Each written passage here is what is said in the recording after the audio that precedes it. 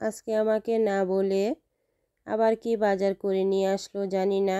দেখি কি বাজার নিয়ে এসেছে। আসলে বাজার আছে, আবার হঠাৎ করে কি আনলো জানি না।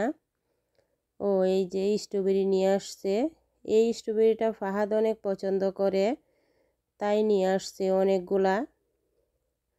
আর কখন থেকেই বলছে বাজারগুলা করার জন্য, আমি খুলতেছি না, কারণ অলরেডি অনেকগুলা বাজার আছে। কি করব কুলে বুঝতেই পারছি না। পরে দেখি ফলের সংখ্যাই বেশি, অনেকগুলা ফল নিয়ে আসছে। আর শীতের মধ্যে কিন্তু ফলও খাওয়া হয় না, কারণ শীতে সব কিছুই ঠান্ডা ঠান্ডা আর খেতে ইচ্ছা করে না। ঝাল ঝাল খেতে ইচ্ছে করে, ফল খেতে ইচ্ছা করে না। এই যে অনেকগুলা কলা নিয়ে আসছে আর স্ট্রবেরি। এই যে এগুলোই নিয়ে আসছে, আরও নিয়ে আসছে, দেখাচ্ছি তোমাদেরকে।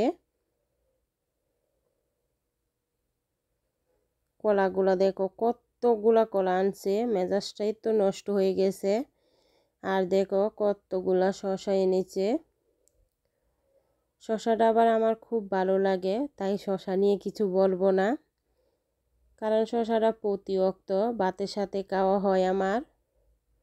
আমরা সবাই খাই, ফাহাদ খায়, ফাহাদের আব্বু পছন্দ করে। আর নিয়ে আসছে ভুট্টা। এই ভুট্টাটা সিদ্ধ দিলে সবাই অনেক পছন্দ করে, তাই এই ভুট্টাটা নিয়ে আসলাম। এই যে পুরাই একেও ভুট্টা নিয়ে আসছে। ভুট্টাটা সিদ্ধ দিলে আবার